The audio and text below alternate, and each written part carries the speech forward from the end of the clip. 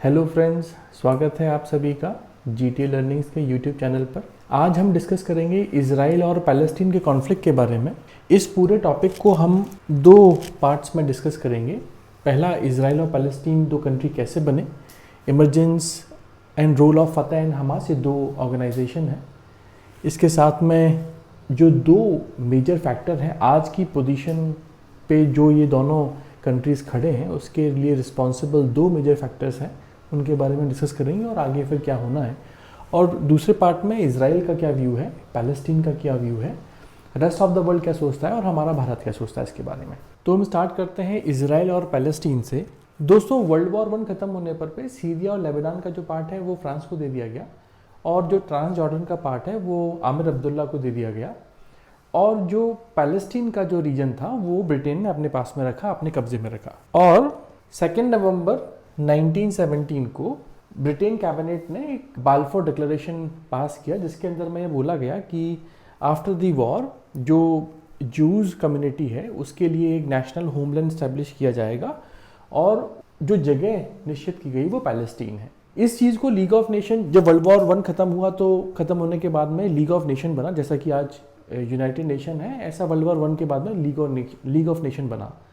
उस league of nation में Britain ने अपना ये प्रपोजल रखा, लीग ऑफ नेशन ने उसको एक्सेप्ट किया, और एक्सेप्ट करने के बाद में 2 जुलाई 1922 को मैंडेट फॉर पैलेस्टीन पास किया, जिसके अंदर में इस बाल्फोर डिक्लेरेशन को रेटिफाई किया गया और बोला गया कि पैलेस्टीन के अंदर में एक नेशनल होम बनाया जाएगा जूइश लोगों के लिए। दोस्तों, उस समय पर पे जो जूइश की जनसंख्या थी वो लगभग 80,000 थी, और पैलेस्टीन में रहने वाले इस्लामिक पॉपुलेशन थी वो लगभग 1,70,000 के आसपास थी। अब यहाँ पर पे एक जो सबसे इंपॉर्टेंट चीज़ है कि इस डिक्लेरेशन के अंदर में दो चीज़ों का ध्यान रखा गया, सिविल एंड रिलीजियस राइट्स। लेकिन यहाँ पर जो पॉलिटिकल राइट्स हैं इनकी किसी भी तरीके से कोई चर्चा यहाँ पर पे नहीं की गई। जूइश पॉपुलेशन को इम्पोर्टेंस दिया यूनाइटेड नेशंस ने, ब्रिटेन ने, और उसको इस तरीके से यहाँ पर पे इम्प्लांट किया पैलेस्टीन के अंदर में। रीज़न दिए गए कि ये जो पैलेस्टीन का रीजन है ये जूइश के लिए एक एंशिएंट हिस्ट्री का इम्पोर्टेंस रखता है, उनका ओरिजिन यहाँ से हुआ है। इस समय जो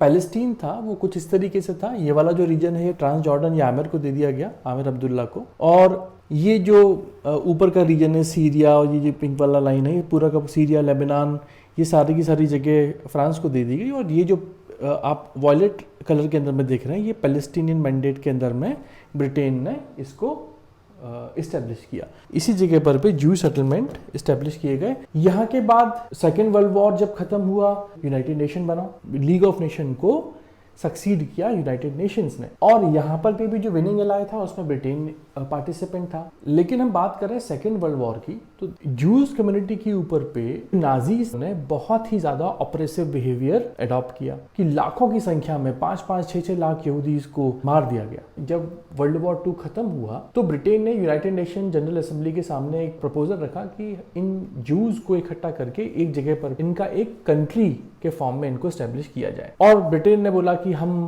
पैलेस्टीन को इस चीज के लिए रिकमेंड करते हैं, पैलेस्टीन की जो जगह है उस चीज को हम रिकमेंड करते हैं। यूनाइटेड नेशन जनरल असेंबली ने 2/3 मेजोरिटी के साथ में इस प्रपोजल को एक्सेप्ट किया और एक पार्टीशन प्लान को अप्रूव किया, जिसको कि United Nations partition plan for Palestine के नाम से जाना जाता है, जो 29 नवंबर 1947 को आया। अब ये प्लान क्या था कि जो पूरा का पूरा पैलेस्टीन है, इस पैलेस्टीन को 3 भागों में डिवाइड करना। जो पहला पार्ट है, ये जो आप देख रहे हैं ये वाला जो पार्ट है, जो पहला पार्ट है, इसको इन्होंने जूइश स्टेट, जिसका नाम दिया उन्होंने इजराइल, और जो दूसरा पार्ट है इसको पैलेस्टीन के लिए रखा जहां पर पे इस्लामिक पॉपुलेशन ज्यादा थी, और तीसरा जो एक भाग रखा वो था जेरूसलम का। इसको उन्होंने एक सेंट्रल गवर्निंग बॉडी के अंदर में, एक इंटरनेशनल ट्रस्टीशिप के अंडर में इसको रखा, और बोला गया कि हमने इस तरीके से पैलेस्टीन के को 3 पार्ट्स में पार्टीशन का एक प्लान दिया है। इजराइल ने तो इस पार्टीशन प्लान को एक्सेप्ट कर लिया और अपनी इंडिपेंडेंस को डिक्लेयर कर दिया। पैलेस्टीन ने इस प्लान को एक्सेप्ट नहीं किया। पैलेस्टीन के साथ में कुछ अरब वर्ल्ड के लोग और भी थे जिन्होंने इस चीज को अपोज किया, और इन लोगों ने इजराइल के अगेंस्ट में 15 मई 1948 को एक वॉर डिक्लेयर कर दिया, जो 10 मार्च 1949 तक चला। अब इस वॉर में जीत किसकी हुई? इजराइल की। देखो, ये जो पार्टीशन का जो मैप था, इसमें जो पैलेस्टीन को लैंड दिया गया है वो काफी ज्यादा दिया गया है, और इस वॉर का जो नतीजा निकला जिसमें इजराइल जीता, तो उस इजराइल ने बहुत सारे लैंड के ऊपर पे कब्जा कर लिया। जो यूएन पार्टीशन प्लान था उससे भी ज़्यादा बड़े लैंड पोर्शन के ऊपर पे उसने कब्जा कर लिया। और ये जो पार्ट है, ये जो जॉर्डन कंट्री था, जॉर्डन कंट्री का इसके ऊपर पे कंट्रोल हो गया। और जॉर्डन ने इस पार्ट को वेस्ट बैंक नाम दिया, क्योंकि इस जगह पर पे एक रिवर फ्लो करती है जिसका नाम है जॉर्डन रिवर। और जॉर्डन रिवर के वेस्ट साइड में ये पोर्शन पड़ता था, तो जॉर्डन गवर्नमेंट ने इसको वेस्ट बैंक का नाम दिया। और इस पूरे के पूरे वॉर में जब यूएन इंटरवीन किया तो एक सीज फायर हुआ और एक सीज फायर लाइन यहाँ पर बनाई गई। और इस सीज फायर लाइन को ग्रीन लाइन के नाम से भी जानते हैं, क्योंकि ये जो लाइन ड्रॉ की गई थी ये ग्रीन कलर में ही ड्रॉ की गई थी, तो इसका नाम पड़ गया सीज फायर ग्रीन लाइन। और ये आज भी एग्जिस्ट करती है। जो आज का वेस्ट बैंक का जो बाउंड्री है वो आज भी एग्जिस्ट करती है। अच्छा, इसमें जेरूसलम ओल्ड सिटी है, उसके ऊपर पे भी कंट्रोल इजराइल का हो गया था। अच्छा, ध्यान रखिएगा, ये जो सीज फायर लाइन है कोई बॉर्डर नहीं है, ये सीज फायर लाइन है। और आज भी ये बॉर्डर नहीं है, सीज फायर लाइन है। अब ऐसे में क्या हुआ कि ये सीज फायर कितने दिनों तक चलेगा? अनरेस्ट तो था। अब पैलेस्टीनियंस के पास में उस लेवल की हथियार भी नहीं थे, उस लेवल की फोर्सेस भी नहीं थी। तो जब ये चीजें, ये क्लैशेस, छोटे छोटे क्लैशेस चलते रहे, 1949 के बाद भी छोटे छोटे क्लैशेस इन दोनों के बीच में चलते रहे, तो एक मेजर डेवलपमेंट यहाँ पर क्रिएट हुआ एक ऑर्गेनाइजेशन का जिसका नाम है फतह। इसको किसने बनाया? एक पर्सन है, उनका नाम है यासिर अराफात। ये उस समय पर पे जब 1949 का वॉर वगैरह हो रहा था, उस समय पर पे अपने कॉलेज डेज के अंदर में थे और स्टूडेंट यूनियन को लीड करते थे, यंग थे। तो इनको लगा कि इस तरीके से बात बनेगी नहीं, और 1959 में इन्होंने एक ऑर्गेनाइजेशन क्रिएट किया फतह के नाम का, जिसको पैलेस्टीनियन नेशनल लिबरेशन मूवमेंट के नाम से भी जाना जाता है। अब ये जो नेशनल लिबरेशन मूवमेंट था एक एग्रेसिव मूवमेंट था, और इस मूवमेंट को आगे चलाने के लिए यासिर अराफात और उनके साथियों ने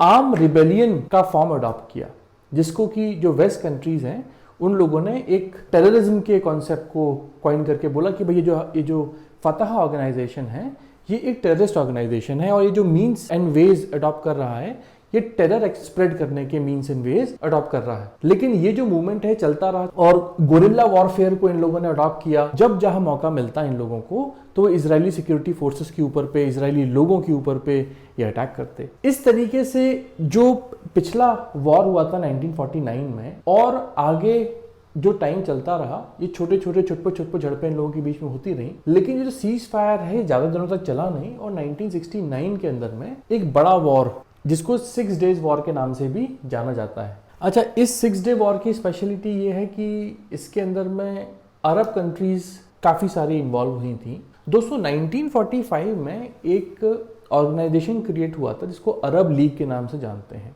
इसमें जो अरब एरिया है, इसमें जो कंट्रीज फॉल करती हैं, जैसे कि Egypt, Syria, Lebanon, Iraq, Jordan, Saudi Arabia, जिसमें यमन भी आगे जाकर के शामिल हुआ। तो फाउंडिंग मेंबर्स ये 6-7 थे जिन लोगों ने मिलकर के इस अरब लीग को एस्टेब्लिश किया। पैलेस्टीन भी इसका मेंबर था। और 1969 तक आते आते जब पैलेस्टीनियंस का अनरेस्ट बढ़ा, और क्योंकि ये अरब लीग का मेंबर था और सारे के सारे जो कंट्रीज थे वो मेजॉरिटी इस्लामिक कंट्रीज थे, तो उन्होंने जूइश स्टेब्लिशमेंट के अगेंस्ट में एक वॉर, ये सोचा कि भाई हम सब लोग मिलकर के एक वॉर लड़ेंगे तो जूइश स्टेब्लिशमेंट को हम हरा देंगे। लेकिन दोस्तों, ये जो वॉर है ये सिर्फ 6 दिन चला, और इस 6 दिन में इजराइल ने सारे के सारे कंट्रीज को हरा दिया, पूरी की पूरी अरब लीग को हरा दिया। और इस वॉर के पहले ये जो सीज फायर का सेटलमेंट था उसका मैप ये है। और जब वॉर खत्म हुआ तो इजराइल ने पूरा ये सीरिया का गोलन हाइट्स वगैरह, काफ़ी पूरा वेस्ट बैंक अपने कब्जे में ले लिया। ये जो सेनई पेनिनसुला है जो मेडिटेरियन सी और रेड सी के बीच में है, अगर आप मैप देखेंगे जो इजिप्ट के अंडर में था, उस सेनई के ऊपर पे भी इजराइल ने कब्जा कर लिया। अब सोचो कितनी बड़ी बात थी, एक छोटे से देश ने इतने सारे के सारे कंट्रीज को हरा दिया। अब इजराइल के पास में 3 ऑप्शंस थे। यहाँ पर जो 13 लाख की पॉपुलेशन है, इस पॉपुलेशन को इजरायली पॉपुलेशन मान ले और उनको वोटिंग राइट्स दे दे, नंबर 1, और इस पूरे के पूरे रीजन को एनेक्स कर ले एज एन इजराइल। नंबर 2, ये जो लैंड है जॉर्डन को वापस दे दे।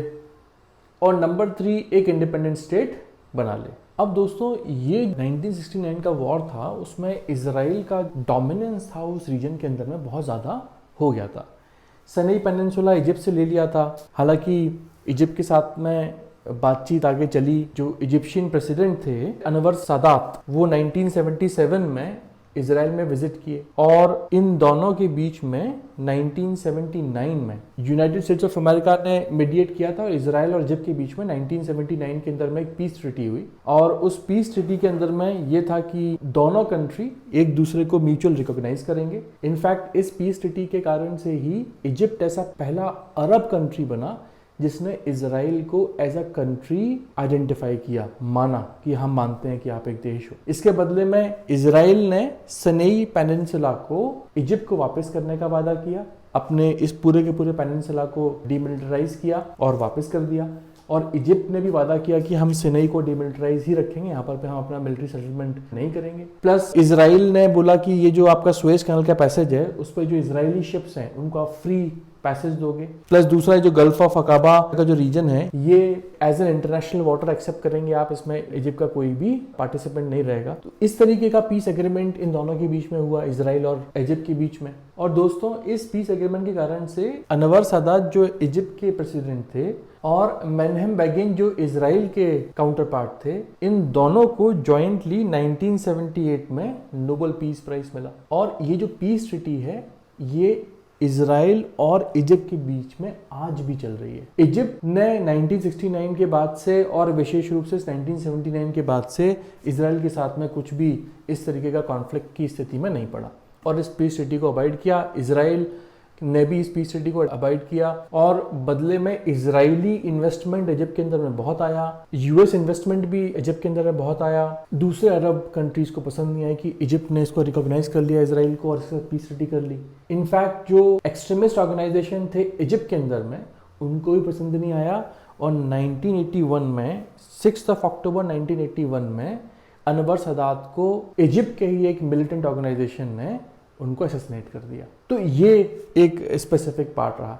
अब देखो ये जो वॉर था 1969 का, इसने ये क्लियर कर दिया कि अब इजराइल का इस रीजन स्पेसिफिक के अंदर में कोई भी कॉम्पिटिटर नहीं है, जितने थे भैया सब अब साइडलाइन हो गए। ये एक जो इवेंट था, यहां से अभी हमने बात किया था कि 2 इंपॉर्टेंट फैक्टर्स हैं जो आज के इवेंट के लिए रिस्पॉन्सिबल हैं।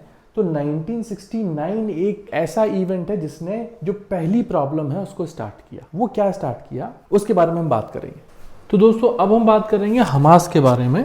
बड़ा नाम इस ऑर्गेनाइजेशन का आजकल चल रहा है। ये देखो अगर हम इसकी हिस्ट्री में जाएं तो ये तो जो लिंकेजेस हैं इस ऑर्गेनाइजेशन के लिए वो काफ़ी पहले से मिलते हैं, लेकिन एक मोटे मोटे तौर पर अगर हम देखें तो 1987 में हमास को एस्टेब्लिश किया कुल 4 लोगों ने, जो 4 फाउंडर थे। एक है Ahmed Yasir, this is the Ahmed Yasir, ये नहीं, ये तो बात की बात। दूसरे अब्दुल अजीज अल रंतिसी, मोहम्मद अल जहर और मोहम्मद ताहा। ये 4 लोगों ने मिलकर के इस हमास ऑर्गेनाइजेशन को एस्टेब्लिश किया। इसके पीछे कारण बहुत सारे थे इसके एस्टेब्लिशमेंट के, कि जो अनरेस्ट है एक पैलेस्टीनियन जनता के बीच में बढ़ रहा था और जो एक ऑलरेडी एस्टेब्लिश ऑर्गेनाइजेशन था फतह, उस फतह के अंदर में भी जो यंग लीडरशिप थी, उस यंग लीडरशिप की बातें सुनाई में नहीं दे रही थी। और 1987 के अंदर में जो फतह ऑर्गेनाइजेशन है उसने एक फर्स्ट इंतिफादा नाम का एक मूवमेंट स्टार्ट किया। इंतिफादा का मतलब है अपराइजिंग, एक मूवमेंट स्टार्ट करना। और ये मूवमेंट क्या था कि जिसके अंदर में इजरायली प्रोडक्ट्स को इस्तेमाल न करना, इजरायली सामान को न खरीदना, इजरायली एस्टेब्लिशमेंट के अंदर में नौकरी पे न जाना, और साथ में जो इनके जैसे हमास ऑर्गेनाइजेशन है और भी कई सारे छोटे छोटे ऑर्गेनाइजेशन थे, ये वो गोरिल्ला वॉरफेयर को यूज करके जो इजरायली सेटलमेंट है उसके ऊपर पे अटैक वगैरह ये लोग करते थे। तो जो हमास का एस्टेब्लिशमेंट है, अच्छा जो इसके फाउंडर मेंबर हैं, जैसे मैं बात करूं, ये जो अहमद यासिर हैं, इनका स्टेटमेंट था और ये हमास का एक चार्टर में भी है कि हमास इसलिए इस्टेब्लिश कर रहे हैं that is to liberate Palestine को आज़ादी दिलाने के लिए, नंबर 1 है। नंबर 2, कौन सा एरिया अटेंड करने के लिए? वो पूरा एरिया जिसमें आज का वेस्ट बैंक, आज का इजराइल और आज का गाजा स्ट्रिप है, ये पूरा का पूरा एरिया लिबरेट करके एक इस्लामिक स्टेट जिसका नाम पैलेस्टीन होगा, ये मैंडेट है हमास का। और उसी व्यू को लेकर के ये आगे बढ़ रहे हैं 1987 से। इनका व्यू फतह के व्यू से क्यों, ऐसा नहीं कि फतह का व्यू ऐसा नहीं था, फतह ने टेररिज्म एक्टिविटी को अडॉप्ट नहीं किया, उसने भी किया। बहुत सारे ऐसे एविडेंसेस हैं। जर्मनी के अंदर में जो म्यूनिक ओलंपिक्स थे उसके अंदर में ये फतह ऑर्गेनाइजेशन ही था जिसने इजरायली प्लेयर से उनको असैसिनेट किया था। खैर बहुत सारी चीज़ें ऐसी हैं, लेकिन जो हमास है, हमास एक यंग लीडरशिप थी उस समय पर पे, और वो फतह के तरीक़ों से वो खुश नहीं थे। इस कारण से उन्होंने अपना अलग से एक ऑर्गेनाइजेशन हमास को फॉर्म किया था। लेकिन ये शुरुआत से ही बहुत एग्रेसिव ऑर्गेनाइजेशन रहा है, और फर्स्ट इंतफादा के बाद से तो ये ऑर्गेनाइजेशन और भी ज़्यादा एग्रेसिव वे में निकल करके बाहर आया है। ये जो फर्स्ट अपराइजिंग रही है, फर्स्ट इंतफादा रहा है, इसमें जो इन्होंने टूल्स एंड मैकेनिज्म जो यूज़ किए उसके कारण से, और जो इजराइल, देखो मैंने अभी डिस्कस किया था कि एक फैक्टर, जो हमने दो फैक्टर की बात की थी, तो एक फैक्टर जो 1969 वॉर के बाद से स्टार्ट हुआ था, जब ये पूरा का पूरा रीजन इजराइल के पास एज एन ऑक्यूपेशन में आ गया था, तो इजरायली सिविलियंस ने क्या स्टार्ट किया कि वो अपने इस कंट्री से निकल करके इस जगह पर पे अपने आप को सेटल करने लग गए, वेस्ट बैंक और गाजा में भी। अच्छा एक चीज ध्यान रखना, गाजा इजराइल के डायरेक्ट कंट्रोल में 2005 तक रहा है। इस एरिया के अंदर में अपने आप को सेटल करने लग गए, जिसको कि इजरायली सेटलर्स बोला गया, इजरायली सेटलमेंट बोला गया। अब ये रीजन किसका था? ये रीजन था पैलेस्टीन का। पैलेस्टीनियंस इस्लामिक रिलीजन को फॉलो करने वाले पैलेस्टीनियन लोग यहाँ पर पे रहते थे। अब यहाँ पर पे कौन एज ए सेटलर आ गया? इजरायलीज एज ए सेटलर यहाँ पर बढ़ने लग गए, अपनी अपनी कॉलोनी यहाँ बनाने लग गए, बढ़ाने लग गए। जो पैलेस्टीनियंस यहाँ पर पे रहते थे उनके साथ में दोनों ही कम्युनिटीज के बीच में क्लैशेस होने लगे। भाई सीधी सीधी बात है, आप किसी घर में जाकर के बोलो कि भाई ये कमरा खाली करो, यहाँ मुझे रहना है, या फिर मैं यहाँ पर पे आके, ये तो कमरा आपका खाली ही था, मैंने अपने बैग ला करके यहाँ रख दिया, मैं आज से यहाँ रहूंगा। तो ये काम इजरायलीज के थ्रू यहाँ पर पे किया गया। इंटरनेशनल कम्युनिटी ने इसको कंडेम किया। पैलेस्तीन ने यूएन के सामने जाकर के बोला कि देखो इजराइल क्या कर रहा है। इंटरनेशनल कम्युनिटी ने इसको, यूनाइटेड नेशंस ने इसको इलीगल बोला इन सेटलमेंट्स को, और इजराइल को बोला कि आप इन सेटलमेंट्स को तुरंत यहाँ से हटाइए। तो इंस्टेड ऑफ हटाने के, इजराइल ने क्या किया कि अपने इन सेटलमेंट्स की स्पीड बढ़ा दी और इसको गवर्नमेंट स्पॉन्सर कर दिया। सरकार पैसा देती थी सेटलर्स को, बिल्डर्स को बिल्डिंग बनाने के लिए, सेटलर्स को वहाँ रहने के लिए। रेस्ट ऑफ दी वर्ल्ड में, यूरोप में किसी जगह पर पे कोई जू बसा हुआ है, किसी दूसरे देश में बसा हुआ है, उसको वो सब्सिडी दे करके यहाँ पर पे लेके आने की बात करते थे कि आ जाओ और यहाँ पर पे वेस्ट बैंक में रहो आकर के, आपको मैं बहुत अच्छा घर दूंगा, नौकरी दूंगा, स्कूल कॉलेज। वेस्ट बैंक के अंदर में आप लोग विश्वास न करोगे कि जो सुविधाएं एक इजरायली सिटीजन इजरायली मेनलैंड में एंजॉय करता है, उससे 10 टाइम्स ज्यादा फैसिलिटीज एक इजरायली सेटलर इस वेस्ट बैंक के अंदर में एंजॉय करता है। नंबर 2, इस वेस्ट बैंक के अंदर में जो यूनिवर्सिटीज एंड कॉलेजेस बनाए हैं इजरायली सेटलमेंट के अंदर में, उनकी जो क्वालिटी है, वो एजुकेशन क्वालिटी, वो इजराइल, मेनलैंड इजराइल से ज्यादा बेटर है। तो ऐसा सब क्यों है? क्योंकि लोगों को अट्रैक्ट करना है कि आइए और इस वेस्ट बैंक के अंदर में इजरायली सेटलमेंट्स के अंदर में रहिए। जब ये सेटलमेंट, अच्छा ये एक बहुत बड़ा प्रॉब्लम है, एक फैक्टर है जो आज तक पैलेस्टीनियंस के लिए एक सरदर्द बना हुआ है। वो ये लोग बोलते हैं कि जो इजरायली सेटलमेंट है ये ईयर ऑन ईयर बढ़ता चला जा रहा है और हमारी ज़मीन को कब्जे में लेते चले जा रहे हैं। हमारे पास में ग्रेजिंग लैंड नहीं है, हमारे पास में एग्रीकल्चर लैंड नहीं है, हमारे पास में इंडस्ट्रियल माइनिंग लैंड नहीं है, हमारे पास में कोई इकोनॉमिक रिसोर्स नहीं है, तो हम ग्रोथ किस बेसिस के ऊपर पे करेंगे? ये पैलेस्टीनियंस का एक बहुत बड़ा पॉइंट है जो बार बार United Nations General Assembly, United Nation Security Council के अंदर में ये रखता रहता है। लेकिन इजराइल को बार बार यूएन के थ्रू वार्निंग मिलने के बाद भी इजराइल अपने इन सेटलमेंट्स को वहां पर पे बसाने से रुका नहीं है। जो फर्स्ट इंतफादा हुआ था, जो फर्स्ट अपराइजिंग थी, उस फर्स्ट अपराइजिंग का एक सबसे बड़ा रीजन ये इजरायली सेटलमेंट भी थे। और जब 1993 के अंदर में ये जो फर्स्ट इंतफादा का जो ब्लॉकेड था, यूएसए के प्रेसिडेंट ने इंटरवीन किया और इजराइल और पैलेस्टीन दोनों को एक प्लेटफॉर्म पर लेकर के आया, बातचीत हुई और बातचीत होने के बाद में कुछ एग्रीमेंट साइन हुए। उन एग्रीमेंट्स को 1993 के अंदर में वाशिंगटन डीसी में और 1995 में ताबा नाम का एक शहर है इजिप्ट में, यहाँ पर पे ये ऑस्लो अकॉर्ड्स साइन हुए। अब इन ऑस्लो अकॉर्ड्स का जो इंपॉर्टेंस है वो बहुत ज़्यादा है, क्योंकि इन अकॉर्ड्स के थ्रू पैलेस्टीनियन फतह ऑर्गेनाइजेशन को एक फॉर्मल ऑर्गेनाइजेशन का नाम दिया गया, पैलेस्टीनियन नेशनल अथॉरिटी बनाया गया, जिसको officially Palestine, state of Palestine बोला गया, और इस फतह को एक ऑफिशियल नेगोशिएटर के फॉर्म में एस्टेब्लिश किया गया कि अगर पैलेस्टीन की तरफ से कोई बात करेगा तो वो आप होगे जो बात करोगे इंटरनेशनल प्लेटफॉर्म के ऊपर पे। और लोकल सेल्फ गवर्नमेंट पैलेस्टीन को दिया गया। प्लस जो एक मुद्दा था वेस्ट बैंक के अंदर में इजरायली सेटलमेंट का, उसको फिक्स किया गया। फिक्स कैसे किया गया कि इस वेस्ट बैंक को 3 भागों में 3 टाइप के एरियाज में डिवाइड किया गया, एरिया ए, एरिया बी और एरिया सी। जो एरिया ए है, इस एरिया ए को अगर आप देखें यहाँ पर पे जो डार्क ग्रीन से बना हुआ है, that is the area A. ये पूरे वेस्ट बैंक का लगभग 18% का एरिया है और पैलेस्टीनियन पॉपुलेशन का लगभग सारा इसी 18% लैंड के अंदर में रहता है।